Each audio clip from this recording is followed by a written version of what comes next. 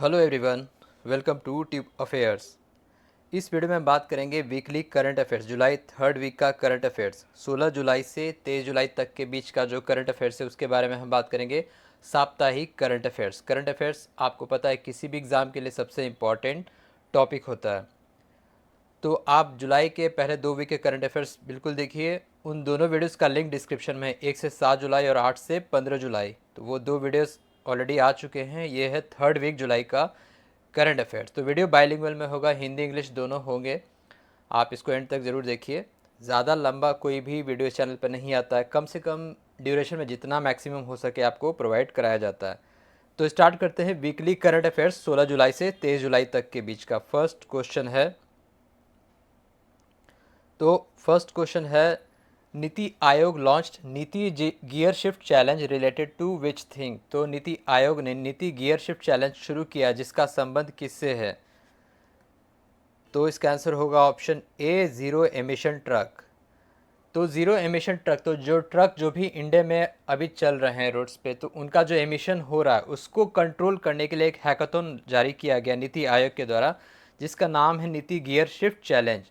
और hackathon launch हुआ collaboration with IIM Bengaluru और smart freight centre and WRI। इस तीनों के साथ कोलैबोरेट होकर नीति आयोग ने जारी किया नीति गियर शिफ्ट चैलेंज। और किससे रिलेटेड है? ज़ीरो एमिशन ट्रक से। अगर हम बात करें तो जो ट्रक है इंडिया में जितना, तो वो सबसे ज़्यादा कंट्रीब्यूट करते हैं 40% CO2 एमिशंस में। Road freights accounts for 40% carbon dioxide emission. तो इसलिए इसको जारी किया गया है NITI gear shift challenge for zero emission truck. NITI Aayog की बात करें तो प्लानिंग कमीशन को सस्पेंड करके इसको बनाया गया था 2015 में। इसके चेयरमैन होते हैं प्राइम मिनिस्टर, अभी वर्तमान में प्राइम मिनिस्टर इसके चेयरमैन है नरेंद्र मोदी। इसके CEO कौन है? BVR सुब्रमण्यम। नीति आयोग के CEO हैं BVR सुब्रमण्यम। वाइस चेयरपर्सन कौन है? सुमन के बेरी। नेक्स्ट है, which team won the world champions of legends cricket 2024। तो किस देश ने world champion of legends cricket 2024 जीता है? तो अभी हाल ही में ये इंडिया ने जीता है। ऑप्शन बी इसका आंसर होगा। इंडिया ने फाइनल में पाकिस्तान को हराया। तो ये T20 क्रिकेट चैंपियनशिप था, जो भी थोड़ा कुछ सालों पहले जो क्रिकेटर्स रिटायर हुए थे उन वो सभी मेंबर्स थे वर्ल्ड लेजेंड्स ऑफ क्रिकेट। जो सीनियर क्रिकेटर्स थे उन सभी के द्वारा बाकी टीमें इसमें थी, England, south Africa, West Indies, Australia, New Zealand, Pakistan, India, ये सभी थे इसमें। तो फाइनल जो था ये मतलब पूरा सीरीज़ हुआ था इंग्लैंड में, फाइनल खेला गया था बर्मिंघम में। तो युवराज सिंह की कैप्टनसी में इंडिया के जो लेजेंड्स टीम है उसने पाकिस्तान को हराया। अंबाती रायडू रहे थे man of the match, player of the match. Yusuf Pathan रहे थे प्लेयर ऑफ द सीरीज़। सबसे ज़्यादा रन टूर्नामेंट में अपना शोहेब मलिक ने 245, मोस्ट विकेट लिया नेथन नाइल ने, जो कि ऑस्ट्रेलिया के बॉलर हैं, 9 विकेट इन्होंने लिया। तो ये लेजेंड्स ऑफ क्रिकेट, भारत ने पाकिस्तान को हराया। फाइनल इंग्लैंड में खेला गया था, पूरा सीरीज़ इंग्लैंड में खेला गया था। नेक्स्ट है, as per UNCTAD United Nation conference of trade and development report, India witness how much percentage growth in electronic waste generation from 2012 to 22, यानी कि 2012 से 22 तक में भारत ने कितना इलेक्ट्रॉनिक कचरा उत्पादन में प्रतिशत दर की वृद्धि की है एज पर UNCTA अंकटैड की रिपोर्ट के अनुसार? तो इसका आंसर होगा ऑप्शन सी, 163%, 163%। तो इंडिया 163% बढ़ोतरी हुआ है जो ई वेस्ट जनरेट करता है। इलेक्ट्रॉनिक वेस्ट का जो इलेक्ट्रॉनिक वेस्ट क्या क्या हो गया, अब कंप्यूटर के पार्ट्स, मोबाइल के पार्ट्स जो भी हो गए, जो भी इलेक्ट्रॉनिक्स में जो स्पेयर पार्ट्स लगते हैं वो जब यूज्ड और ख़राब हो जाता है तो उसको इलेक्ट्रॉनिक वेस्ट बना दिया जाता है। तो उसको जनरेट करता है, डंप करता है देश अपने अपने रीजन में। तो सबसे ज़्यादा जनरेट किया है इंडिया ने, 163% इन द लास्ट 10 ईयर, 2012 से 22 तक में। और ये रिपोर्ट जारी किया गया है United Nation Conference on Trade and Development, जिसका हेडक्वार्टर जिनीवा में है। सेक्रेटरी जनरल कौन है? Rebeca Grynspan.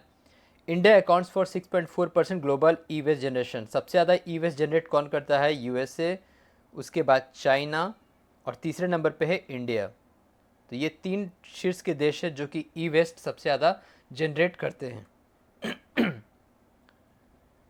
नेक्स्ट है, Paul Kagame reelected as president of which country. तो किस देश के नए राष्ट्रपति निर्वाचित हुए हैं पॉल कगामे? इसका आंसर होगा option D, African country Rwanda.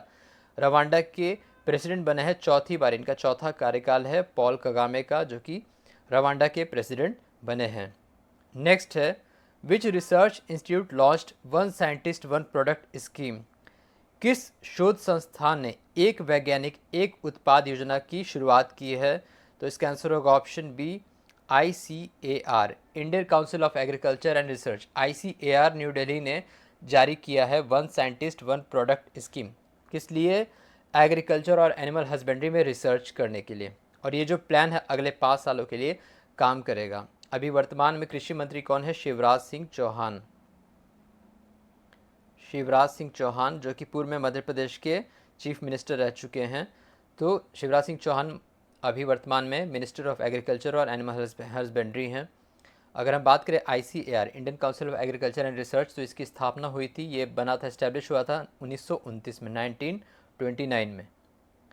Next है the name of national narcotics helpline launched by home ministry. तो गृह मंत्रालय द्वारा शुरू की गई राष्ट्रीय नारकोटिक्स हेल्पलाइन का नाम क्या है? इसका आंसर होगा ऑप्शन सी मानस। मानस क्या है? मादक पदार्थ निषेध असूचना केंद्र। तो ये पूरे इंडिया भर में ऑपरेट करेगा। किसके द्वारा? गृह मंत्रालय के द्वारा और NCB के द्वारा, यानी कि नारकोटिक्स कंट्रोल ब्यूरो के द्वारा इसको लॉन्च किया गया। NCB जिसकी स्थापना हुई थी 1986 में, 1986 में। इसके DG कौन है? सत्यनारायण प्रधान। और गृह मंत्री कौन है अभी वर्तमान में? अमित शाह।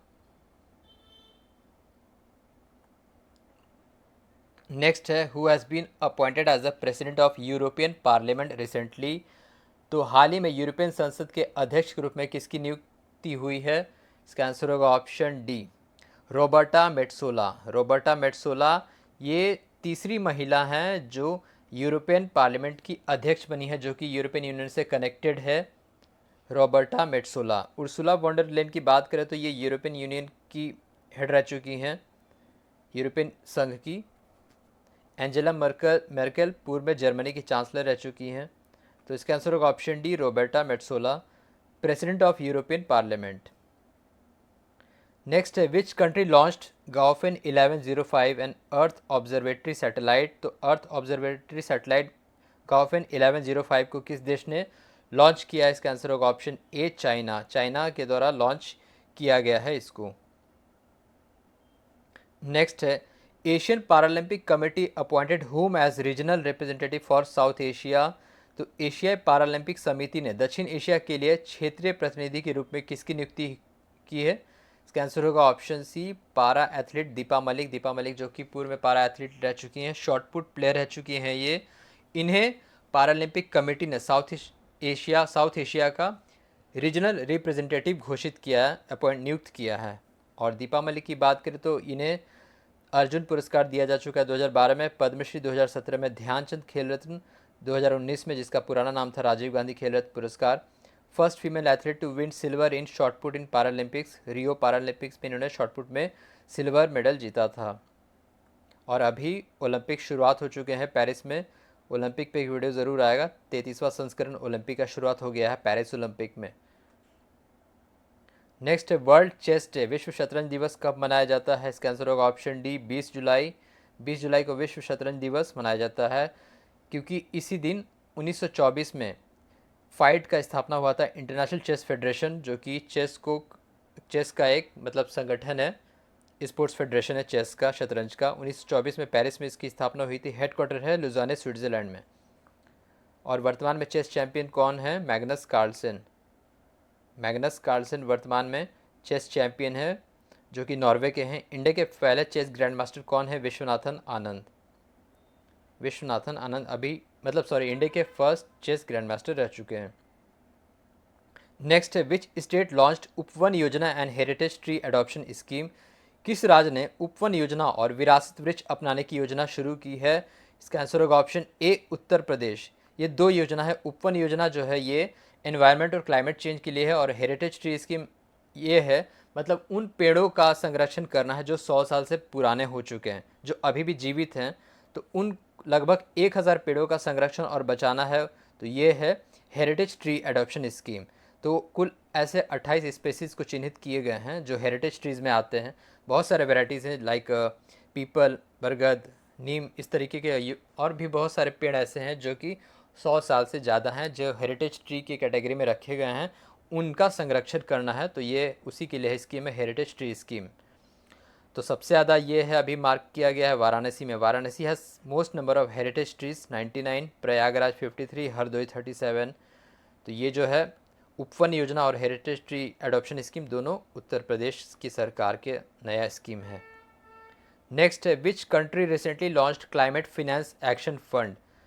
हाल ही में किस देश ने जलवायु वित्त कार्रवाई कोष शुरू किया? इसका आंसर होगा option B, middle east country Azerbaijan. Azerbaijan. और इसी साल सीओपी जो होना है, conference of parties of climate change के लिए होता है, ये होना है बाकू में, जो कि अजरबैजान की राजधानी है। और इसका टारगेट है $1 बिलियन फंड जनरेट करना, क्लाइमेट एक्शन फंड $1 बिलियन। तो अजरबैजान ने लॉन्च किया क्लाइमेट फिनेंस एक्शन फंड और इसी साल सीओपी होना है बाकू, जो कि अजरबैजान की राजधानी है। नेक्स्ट है who won the male All India Football Federation footballer of the year 2023-24। AIFF footballer of the year पुरुष footballer, male footballer, AIFF footballer of the year 2023-24। तो इसका आंसर होगा ऑप्शन डी, लालियांजुला चांगटे। लालियांजुला चांगटे जो कि मिजोरम के हैं। सेकेंड टाइम लगातार कंजिक्यूटिव टाइम इन्हें ऑल इंडिया फुटबॉल फेडरेशन द्वारा male footballer of the year चुना गया है। अगर हम बात करें फीमेल की तो उनका नाम है इंदुमथी काथीसेरन, जो कि तमिलनाडु की हैं। Indumathi Kathiresan becomes the women All India Football Federation footballer of the year. तो इन दोनों खिलाड़ियों का नाम आपको याद रखना है, ललियांजुला चांगटे जो कि मिजोरम के हैं और इंदुमथी काथीसेरन जो कि तमिलनाडु की हैं, as male and female footballer of the year by All India Football Federation. Next है which ministry launch the event theme the future is now. किस मंत्रालय ने फ्यूचर इज नाउ अभियान शुरू किया है? इसका आंसर होगा option A, ministry of communication. तो दिल्ली में 8वां इंडिया मोबाइल कांग्रेस शुरू हुआ, उसी में ये जारी किया गया जिसका थीम था the future is now by ministry of communication. कौन है? ज्योतिरादित्य सिंधिया जो कि गुना से सांसद हैं। मिनिस्ट्री ऑफ कम्युनिकेशन वही है। और इसके साथ साथ टेस्टिंग स्कीम जारी किया गया 25 करोड़ का, जो कि टेलीकॉम सेक्टर में MSME को भी बढ़ावा देगा। मतलब ऐसे सेक्टर जो कि MSME से रिलेटेड हैं और वो टेलीकॉम सेक्टर में आना चाहते हैं, उनके लिए एक टेस्टिंग स्कीम 25 करोड़ का जारी किया गया मिनिस्ट्री ऑफ कम्युनिकेशन के द्वारा। डिफेंस मंत्री कौन है? राजनाथ सिंह। शिक्षा मंत्री कौन है? धर्मेंद्र प्रधान। रेल मंत्री कौन है? अश्विनी वैष्णव।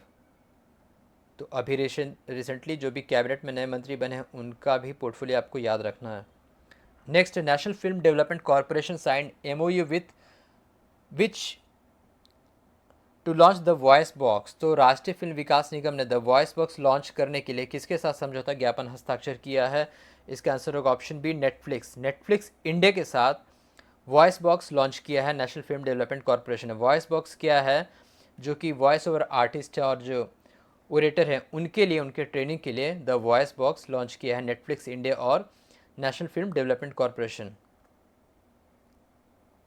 Who won the Hungarian grand prix 2024। तो formula 1 race Hungarian grand prix 2024 किसने जीता है? इसका आंसर होगा option C, Oscar Piastri. Oscar Piastri जो कि ऑस्ट्रेलियन ड्राइवर हैं। किस टीम से हैं ये? मैकलैरेन टीम से हैं। लुइस हैमिल्टन तो आपको पता है जो कि ब्रिटेन के हैं, ही इज़ फ्रॉम मर्सिडीज़। और लुइस हैमिल्टन एकमात्र ऐसे खिलाड़ी जिन्होंने 100 से ज़्यादा फार्मूला 1 रेस खिताब अपने नाम किया है। नेक्स्ट है एज पर Kantar brand inclusion index which is top brand in India. तो कांटारा ब्रांड समावेशन सूचकांक के अनुसार भारत में कौन सी ब्रांड शीर्ष पर है? इसका आंसर होगा ऑप्शन डी, गूगल। जो टॉप हैं, गूगल नंबर 1 पे, सेकंड पे टाटा मोटर्स, थर्ड पे अमेजन, चौथे पे जियो, रिलायंस जियो और पाँचवें पे है एप्पल। ये 5 शीर्ष है भारत में। अगर ग्लोबली बात किया जाए तो गूगल है, अमेजन है, नाइक है, डव है और मैकडोनल्ड्स है। ये 5 है ग्लोबली। नेक्स्ट है एज पर world atlas Gevra and Kusmunda coal mines from which state listed in world's top 10 largest coal mines. तो किस राज्य के गेवरा और कसमुंडा कोल माइंस को, कोयला खदान को, दुनिया के टॉप शीर्ष 10 में सबसे बड़ी कोयला खदानों में नाम सूचित जारी किया गया है? इसका आंसर होगा ऑप्शन सी, छत्तीसगढ़। छत्तीसगढ़ के हैं ये गेवरा और कसमुंडा कोल माइंस, जिनको world top 10 largest coal mines में जगह दिया गया है।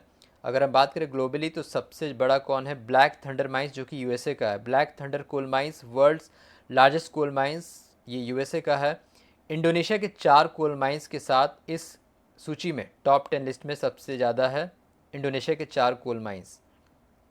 अगर हम बात करें इंडिया की तो जो छोटा नागपुर प्लेटू है, छोटा नागपुर रीजन है वो सबसे ज़्यादा कोल जनरेट करता है।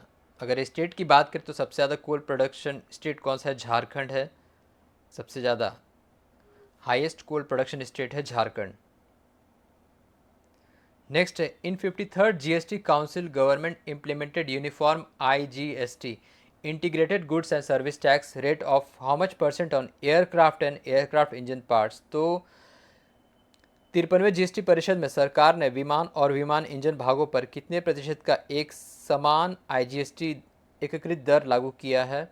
इसका आंसर होगा ऑप्शन बी 5%, 5%। 5% लागू किया गया GST on aircraft and aircraft engine parts in the 53rd GST council meeting, जो कि हाल ही में दिल्ली में हुआ था। इन द मतलब इसकी अध्यक्षता किया था वित्त मंत्री ने। नेक्स्ट है, विच स्टेट लॉन्च श्रमिक बसेरा स्कीम। तो श्रमिक बसेरा स्कीम किस राज्य ने जारी किया? इसका आंसर होगा ऑप्शन ए गुजरात। गुजरात के मुख्यमंत्री भूपेंद्र पटेल ने जारी किया श्रमिक बसेरा स्कीम टेम्प्रोरी एकोमोडेशन के लिए। टेम्प्रोरी एकोमोडेशन जो कि कंस्ट्रक्शन वर्कर हैं, 15,000 कंस्ट्रक्शन वर्कर के लिए एक टेम्प्रोरी एकोमोडेशन का इंतजाम किया है, जो कि रोज़ 5 रुपये दे के वो बसेरा में स्टे कर सकते हैं, जिसका स्कीम का नाम है श्रमिक बसेरा स्कीम। ये लॉन्च किया गया है गुजरात सरकार के द्वारा। तो ये था जुलाई 3rd वीक का current affairs, weekly current affairs. आप बाकी के वीडियोस को ज़रूर देखें। So thank you very much for watching. Thank you.